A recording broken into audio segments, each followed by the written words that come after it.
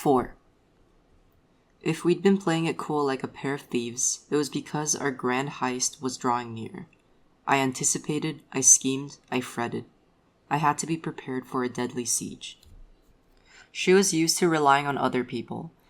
I had a habit of protecting girls. If she was in class at a set time for a set time, I was there to soak it up. In class, I was a show-off. But as soon as class ended, I was out of there. Her long hair trailed over her shoulders. Her elegant clothing gave her the appearance of being around 24 or 25. That entire year, I went for a kind of misfit look, wearing out-of-fashion jeans that made me look barely 15 or 16. She moved like a pendulum between school and home. I'd sleep until the sun disappeared below the western horizon, then cut loose from my cave like a charged particle and hit the town. I was a social butterfly. Hindered by shyness, she had refused to socialize. Cunningly, I changed all of that. Two very different types of people, mutual attraction. And for what reason? It's hard to believe. There's something that exists beyond the imagination of the chess game known as the human condition.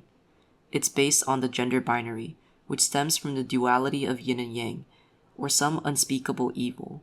But humanity says it's a biological construct, penis versus vagina, chest hair versus breasts, beard versus long hair. Penis plus chest hair plus beard equals masculine. Vagina plus breasts plus long hair equals feminine. Male plugs into female like key into lock, and as a product of that coupling, babies get punched out. This product is the only object that can fill a square on the chessboard. All that is neither masculine nor feminine becomes sexless and is cast into the freezing cold waters outside the line of demarcation into an even wider demarcated zone. Man's greatest suffering is born of mistreatment by his fellow man. She agreed to stay over at my place. I was like a little girl finally able to buy a long-coveted doll. At 10 in the evening, heading home from private tutoring on Changchun Road, I took the number 74 bus down Fuxing South Road, picking her up along the way. She waved as she stood at the bus stop, an overcoat draped over her shoulders, her spotless white rucksack by her side. A woman ready to elope, was she? She was a vine extending one slender, delicate branch toward my window, hoping I was the sky, not knowing that on the other side there was no shade, and not much sunshine either. Like two sparkling gemstones, we were shakily carried to campus by the number 74 bus. Then I gave her a ride on my bike. She quietly sat sideways on the back. I started singing a song that was popular back in high school, pedaling to the rhythm. It streamed out to the flowers and trees that lined Yellen Avenue, growing more abundant the farther we rode. I couldn't see her face. I was dying to see if it was that of the moon goddess herself, waiting for the sun, waiting for you, and the wild lily has its spring too. Those are the songs that define my high school days. My favorite Sylvia Chang songs, the one I loved best, Flower on the Sea, Standing on Top of the World, or She Goes Walking by the Sea, capture the mood of each of her major eras. Love Song 1980, Love Proverbs, and Little Sister were Lo Taiyu's biggest hits. To my 17-year-old self, Sylvia Chang and Lo Taiyu were like a dab of concealer, a soundtrack applied to cover up teenage heartbreak. After high school, I forgot the names of the songs and the singers, but I still knew the words by heart. Do you? She said that night she'd wanted to wrap her arms around my waist, but didn't dare to, and really regretted it afterward.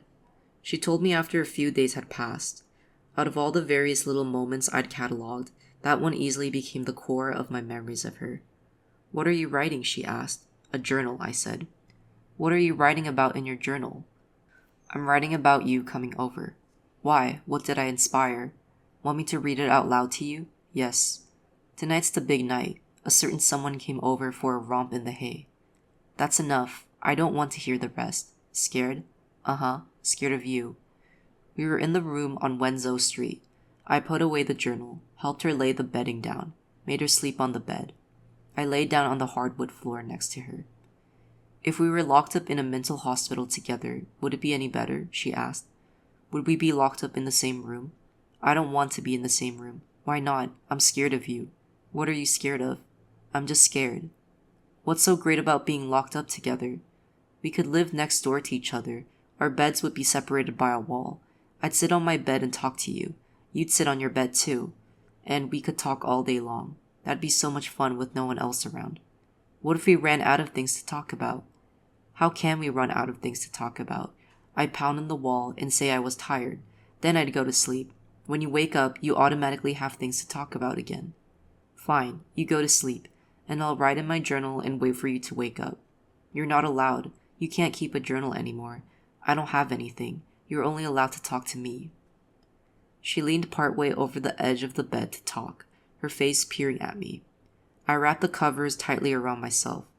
When you sleep next to me, I suffer, I said. So come sleep here on the bed, she said. That'd be even more painful, I thought. Mischievously and teasingly, she lowered her body onto my covers. Her hair brushed against my face, and her scent filled my lungs. I pulled her head in close, wrapping my arms around her neck. My lips were pressed up against her eyelid. She was so tender. It was an awkward embrace, like black rain pelting snow-covered ground. 5. A headline in the China Times read, Taiwan drops crocodile protection measures, extinction looms.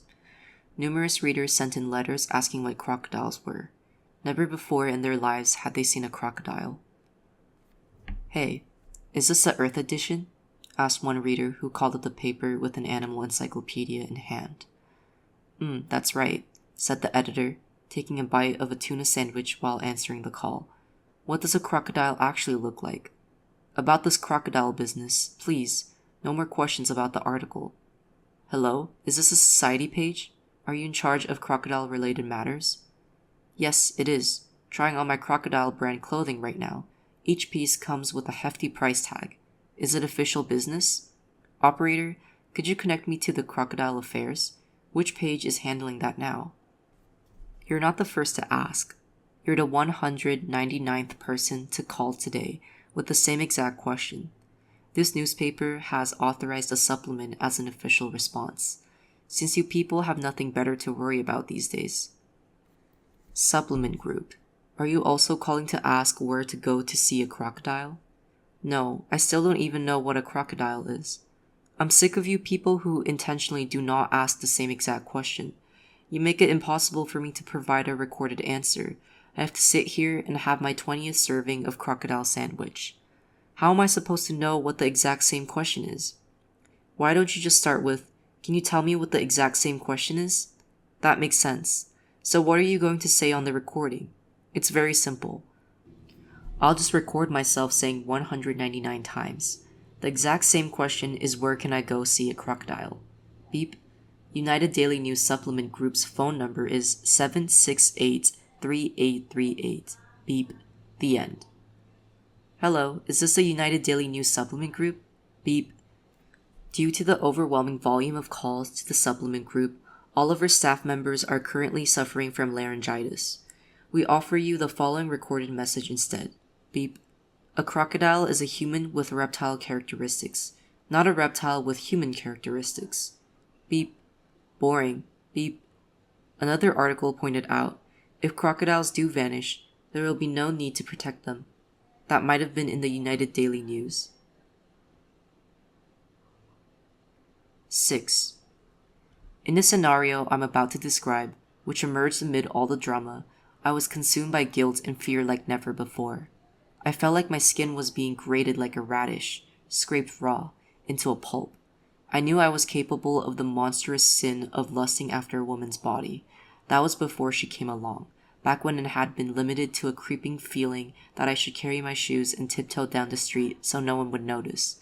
But then, as I turned a corner, people started running past me, picking up stones and hurling them at a glass house. I knew I had to get out of there before someone with a stone called out my name and ordered me to freeze. I'd swung around only partway. My shoes weren't even firmly planted on the ground when I was cordoned off by Shui Ling. A stone hit my heart. Then another 1 or 2 or 3 broke through. Their numbers kept growing until it seemed like only a matter of time before every last rock on Earth had hailed down on me from the top of Mount Everest. I don't know when it started, but I naturally began having what you call a sexual fantasy. It started back in junior high, after I saw Valley of the Dolls. My fantasy didn't follow the original plot, which was replaced instead with one about Shui Ling. Sexual fantasies about her invaded my thoughts, and I sensed that In due course, I would enter the narrative. To this day, I've never understood my fear. Where does it come from? I'd been keeping my deviant sexual desires in check for most of my adolescent and college years. I reassured myself that I'd done nothing wrong. It felt like the fear was coming from inside of me. I never did anything to attract it, nor did I choose to be this way. I had no hand whatsoever in shaping the self that was crawling with fear. Yet I grew into exactly that, a carnal being steering the cement of fear with every step toward adulthood. Since I feared my sexual desires and who I fundamentally was, fear steered up even deeper fears. My life was reduced to that of some hideous beast. I felt as if I had to hide in a cave, lest anyone discover my true nature. Ever since I asked Shui Ling, can we start over, I'd become a refugee on the ocean, and in due time I was drinking seawater, so I decided to confront my desires head-on. I would renounce my resistance and hasten toward destruction. I would indulge in reckless behavior until I completely exhausted all my past inhibitions. My days were increasingly flooded with sexual fantasies about her. As I was riding my bike, walking, talking to other people, at night I spent more and more time masturbating.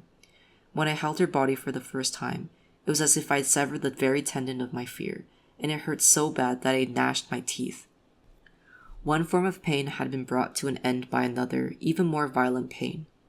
Like the big bad wolf, I harbored a ferocious desire to devour her body, and that became my new vision.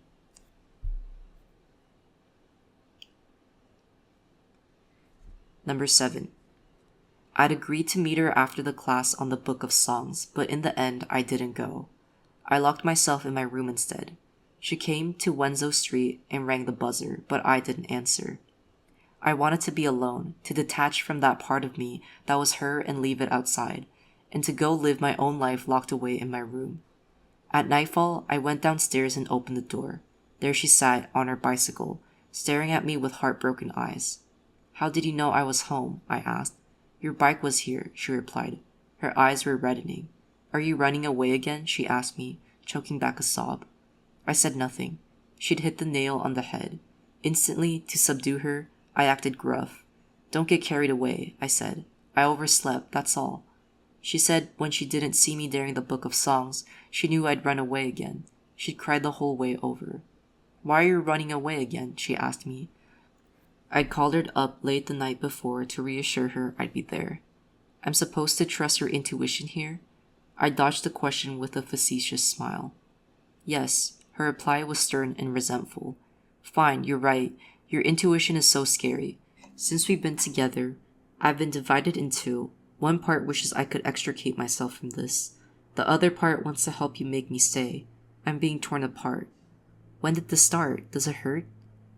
Though her words sounded affectionate on the surface, she was only making accusations again. "I knew it would be like this from the start, but I never said anything, okay? I've known from the very beginning that we were going to break up eventually. There's no such thing as eternal love," I said hatefully.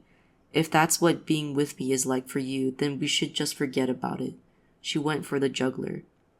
"Ugh, you don't have to be such a drag, you know. Fine, I'm done." For the first time, I was upfront about secretly wanting to get away from her. Deeply hurt, she pushed me closer to the edge, grazing my heart. I squeezed my eyes shut and leaped. The following day, like a morning lily blooming in a valley devoid of all traces of human life, I locked myself alone in my stinking room, as if enjoying the post-excision, pre-bleeding sense of liberation after having had a tumor removed. At 10, the time I normally got home after tutoring, she called. Said she was near the number 74 bus stop. 5 or 6 buses had passed, but she didn't see me. I remained silent. It was as if the weight of a gigantic mountain would crush my skull the instant I opened my mouth. I hadn't said a peep when that mountain had already pinned her to the ground and shoved her body deep down into the earth's crust instead. "I want to see you," she begged silently. "Fine." I opened my mouth. She sat in her old spot on the edge of the bed. I asked her how long she'd waited for the number 74 bus. She closed her eyes. Tears fell from her eyelashes. Every last fiber of my body felt as if it were being twisted and wrung. I'd wrenched our relationship to the breaking point and watched it split apart. "I know I made you suffer. I'll never cut you off again." I spit out the words that were caught in my throat. She let out a laugh, and then, as if she'd finally been torn open, a cry of pain. To paint a picture of our embrace, I'd almost have to use her blood and guts.